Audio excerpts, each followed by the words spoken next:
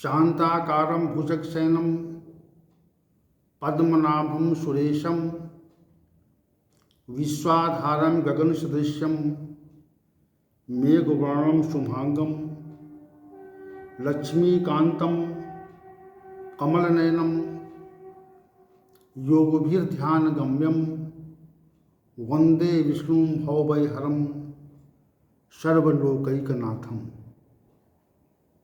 वसुदेवसुतं देवं कंसचाणूरमर्दनं देवकी परमानंदं श्रीकृष्णं वंदे जगद्गुरुं श्रीकृष्णं वंदे जगद्गुरुं। कृष्णाय वासुदेवाय हरे परमात्मने प्रणतक्लेशनाशाय गोविंदाय नमो नमः, गोविंदाय नमो नमः। भगवान श्री हरि की कृपा से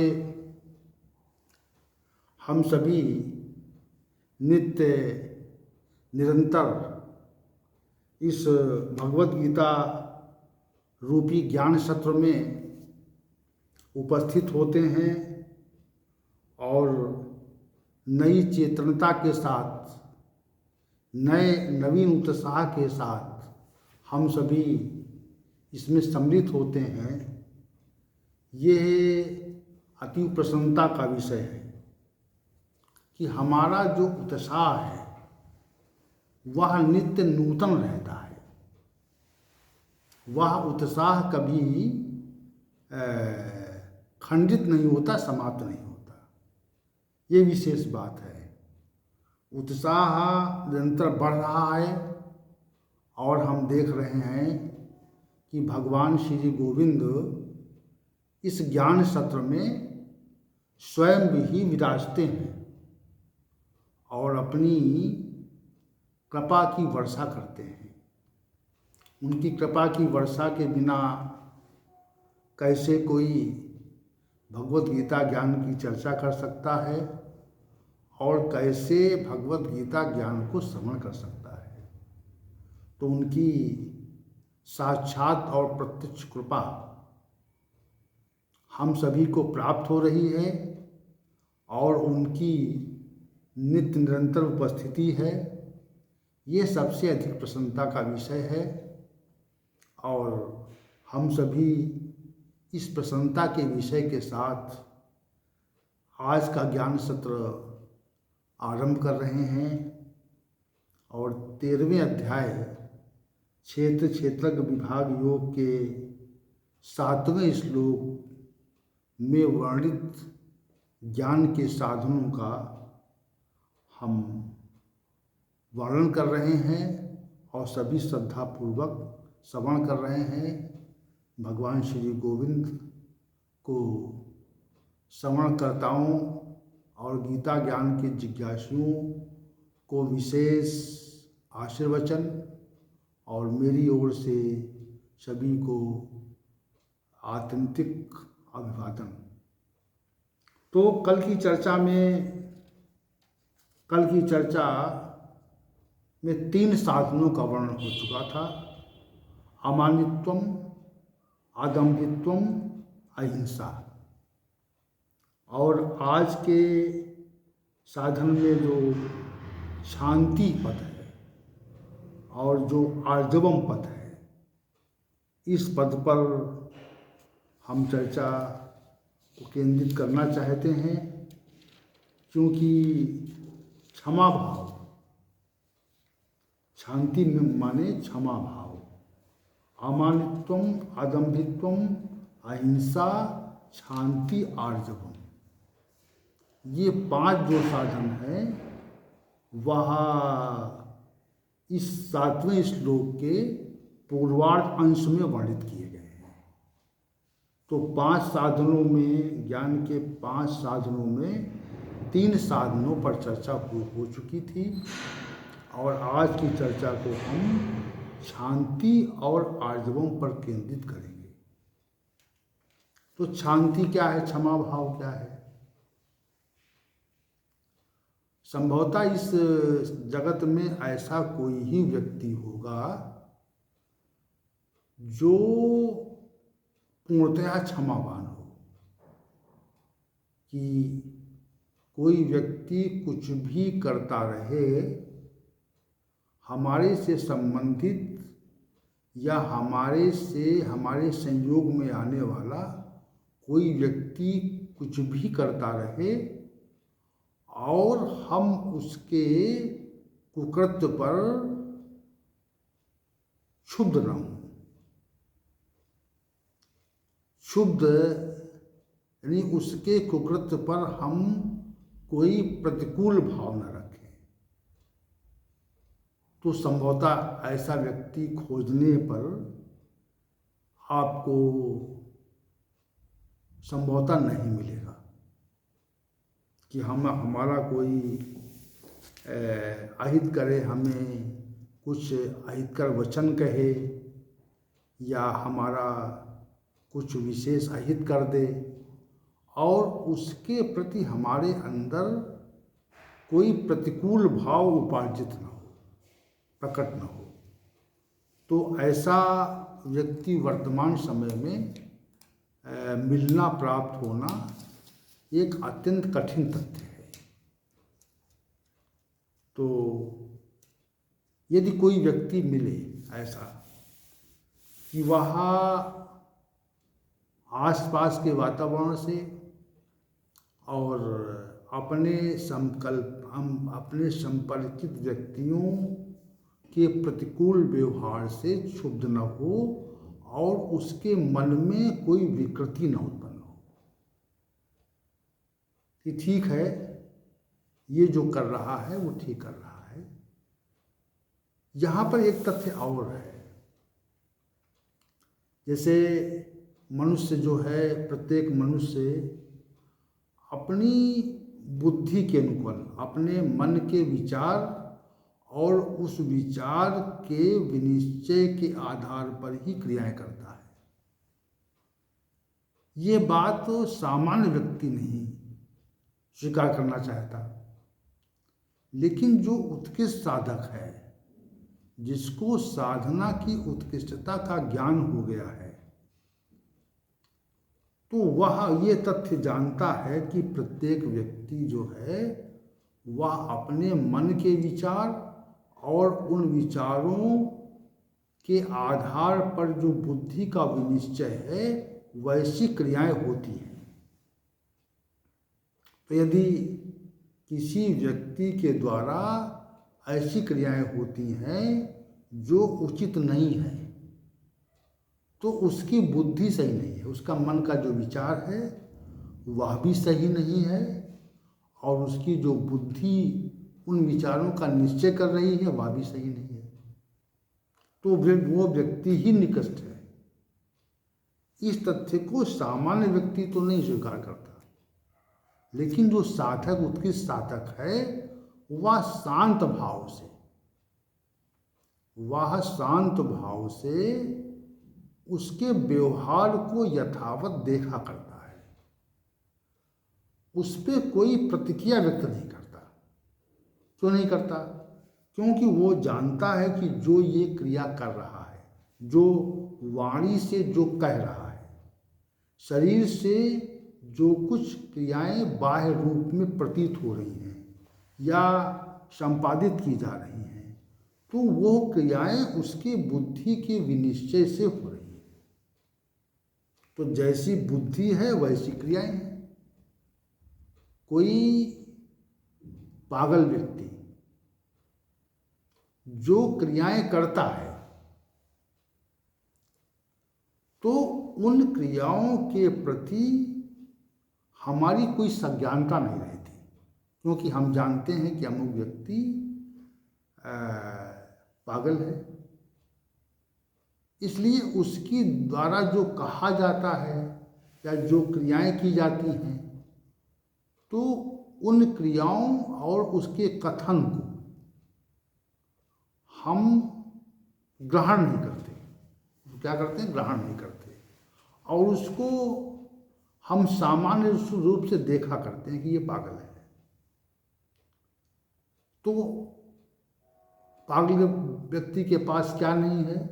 उसके पास इसको विनिश्चय करने की शक्ति नहीं है कि क्या कहना चाहिए, क्या नहीं कहना चाहिए, क्या करना चाहिए, क्या नहीं करना चाहिए, इसका वो सम्यक विनिश्चय नहीं कर पाता है ना।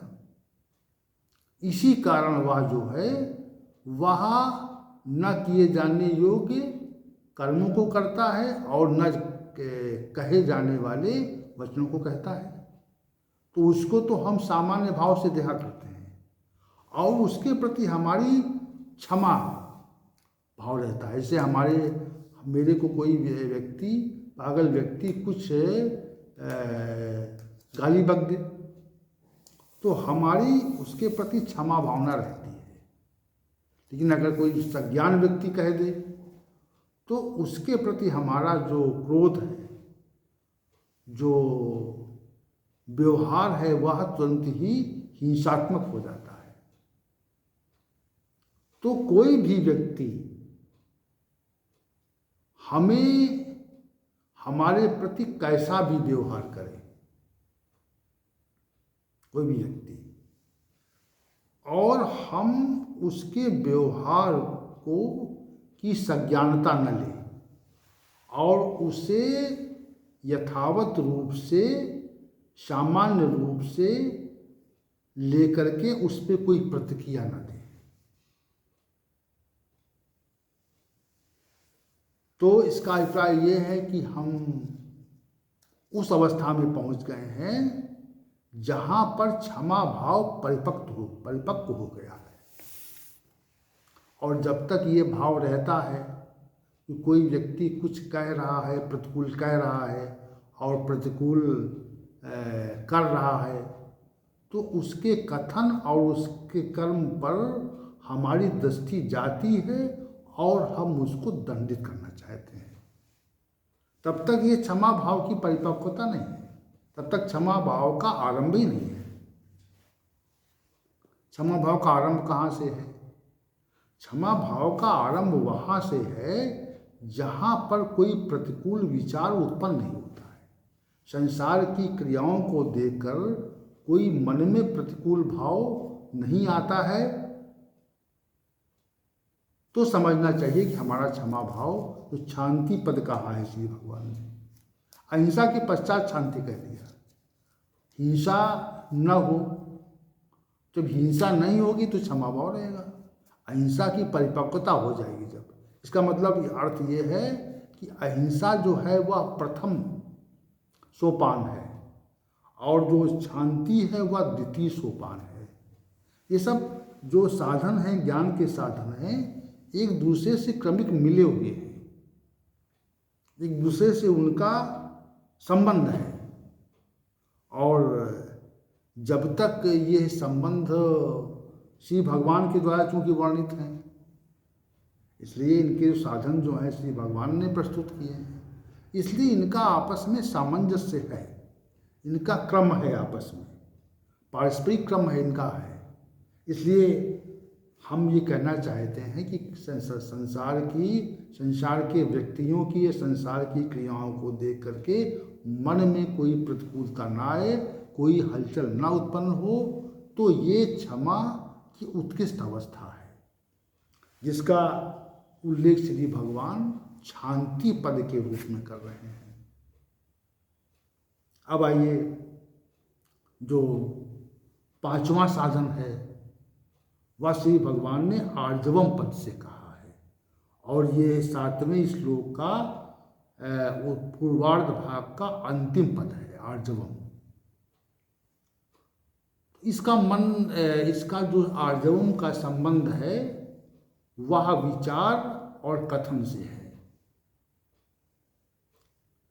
विचार और कथन से आर्जवम पद का संबंध है। विचार भी सरल हो, सहज हो, और वाणी की प्रस्तुति भी सहज हो।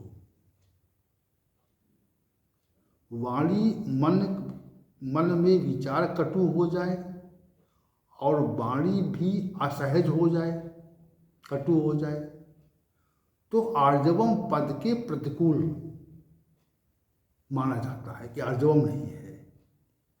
ये जो आर्जवम गुण है ये है वर्तमान समय में तो इसका अभाव सा है और इसका संबंध हमारे गुणों से है।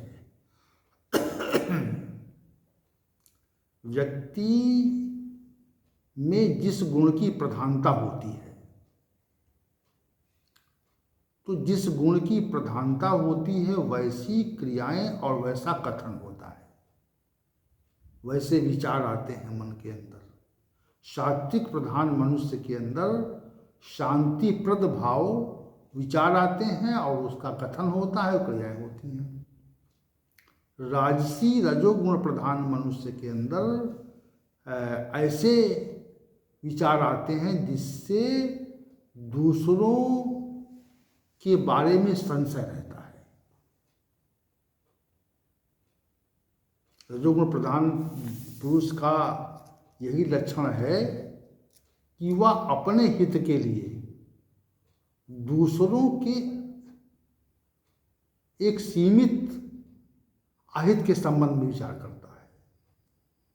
और जो तमोगुण प्रधान पुरुष है वह व्यक्ति तो स्वयं भी अहितकर कार्य करता है, कथन करता है, और उससे दूसरे व्यक्तियों को का अधिक अहित और अहितकर प्रभाव पड़ता है। तो उसका जो ये जो आर्जवम पद है, तो इस पद में ये तथ्य स्पष्ट होता है कि मन में कोई कटुतापूर्ण भाव ना आए, सहज भाव रहे, और वाणी में भी उसका जो कथन है वह सहज रहे। वर्तमान स्थिति ये है कि कथन, मनुष्य के कथन में किसी सत्ता या पद की प्राप्ति के पश्चात परिवर्तन देखा जाता है, सहजता नहीं रह गई। मन और वाणी की सहजता, क्योंकि वाणी का जो प्रकटीकरण है वह मन के विचार से संबंध रखता है। जैसा विचार होगा, जैसा भाव होगा, वैसा ही कथन होगा। तो अगर मन में कोई असहजता है, सरलता नहीं है, और गुणों, जिस गुण से प्रभावित हम हैं उस गुण से प्रभावित हो करके हमारे अंदर सहज भाव नहीं, सरल भाव नहीं है, तो वाणी में भी सहज भाव नहीं होगा। और जो आर्जवम पद है, इससे मनुष्य की साधना की स्थिति भी देखी जाती है। जैसे बहुत से संत महापुरुष, पुरुषों के मन में कोई भी विकृति नहीं होती, विचार में विकृति नहीं होती, इसलिए उनका जो व्यवहार है, बाह्य व्यवहार है, बाह्य कथन है, वह क्षमापूर्ण रहता है। क्षमापूर्ण व्यवहार से ही आर्जवम मन और वाणी की सहजता आती है। मन और वाणी में जो सहजता आती है वह क्षमा भाव से आती है, और सर्वत्र एक दृष्टि उत्पन्न हो जाने से आती है। कि भगवान कहते हैं, यो माम पश्यत सर्वत्र सर्वम च मयि पश्यति। जो इस जगत को, यो माम पश्यत सर्वत्र, जो इस जगत में मेरे को देखता है, यो माम पश्यत सर्वत्र, और सर्वम च मयि पश्यति, और मेरे में ही इस सर्वत्र जगत को देखता है। दो बातें यहाँ पे हैं। एक तो संसार में परमात्मा का दर्शन करना, और दूसरा परमात्मा में संसार को देखना। तो जहाँ पर ये भाव है कि सर्वत्र ईश्वर ही है, व्याप्त है, जब साधना की पराकाष्ठा आती है तो फिर सर्वत्र और नित्य जहाँ भी दृष्टि जाती है वहाँ तक हम श्री भगवान की ओर उन्मुख होते हैं। तो संसार की जो उन्मुखता है वो समाप्त होती है और वाणी और मन में सहजता का भाव स्वतः उत्पन्न हो जाता है कि हम ऐसा महापुरुष है, वह जो कुछ भी कथन करेगा उसमें नितांत सहजता होगी, उसमें असहजता का भाव नहीं रहेगा, सरल भाव रहेगा। और जब तक नहीं आता है, जब तक अहिंसा क्षमा भाव ये दो गुण परिपक्व नहीं होते हैं, तब तक मन और वाणी में सहजता नहीं होती है। विचार में असहजता रहती है और वाणी में भी असहजता रहती है और वाणी ऐसे कथन करती है जो नहीं किए जाने चाहिए। तो आर्जवम जो पद है ये ज्ञान का 5वां साधन है। अब आप साधकों को ये विचार करना चाहिए कि हम संसार में कितने सहज हो सकते हैं। किसी के प्रति हम ऐसा न कहें जो व्यंग्यात्मक हो, जिससे व्यंग की अभिव्यक्ति हो, क्योंकि व्यंग्यात्मक तथ्य जब तक व्यक्त होता है तब तक भी आर्जवम पद वहाँ पर लागू नहीं होता। दूसरी चीज़ है, हम ऐसा कथन न करें सत्यम ब्रूयात् प्रियम ब्रूयात्, सत्य बोलें प्रिय बोलें, लेकिन सत्य और प्रिय दोनों बोलें। किसी अन्य व्यक्ति के दोषों का कथन भी न करें, किसी अन्य व्यक्ति के दोषों का कथन न करें और किसी भी व्यक्ति को हम अपमानित करने का कभी भी प्रयत्न न करें। अपनी वाणी से किसी भी व्यक्ति को अपमानित करने का कभी प्रयास न करें, क्योंकि अपमानित करने से मनुष्य के अंदर विद्वेष का भाव उत्पन्न हो जाता है और जो महापुरुष होते हैं उनके मन में सरलता स्वतः आती है, सहजता स्वतः आती है और वह वाणी से प्रकट होती है। आप कुछ भी कहते रहे तो कुछ भी कहते रहने पर वे कभी क्षुब्ध नहीं होते, वे कभी अशांत नहीं होते, उनके अंदर कभी प्रतिकूल भाव उत्पन्न नहीं होता है कुछ भी कहते रहने पर। और अहितकर कहते रहने पर भी उनके मन में कोई असहजता नहीं रहती है और कोई प्रतिकूल भाव नहीं रहता है, सहजता रहती है। ये विशेष बात है।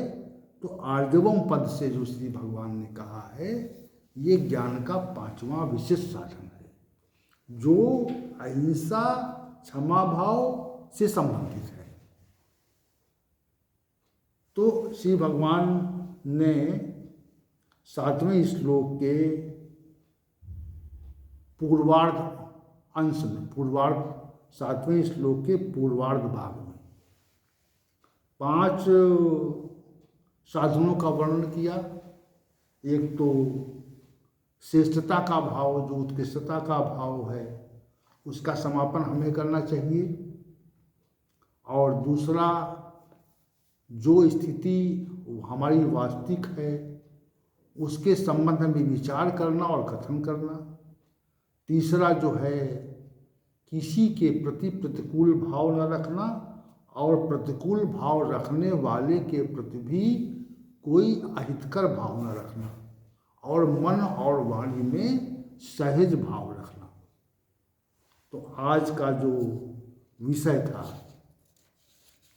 वह 7वें श्लोक का जो पूर्वार्ध अंश था उस पर केंद्रित था। और कल के विषय में हम जो इसके उत्तरार्ध, इस श्लोक के उत्तरार्ध अंश में आचार्योपासनम, शौचम, स्थैर्यम और आत्मविनिग्रह। इन चार ज्ञान के साधनों पर अपनी चर्चा को केंद्रित करने का प्रयास करेंगे।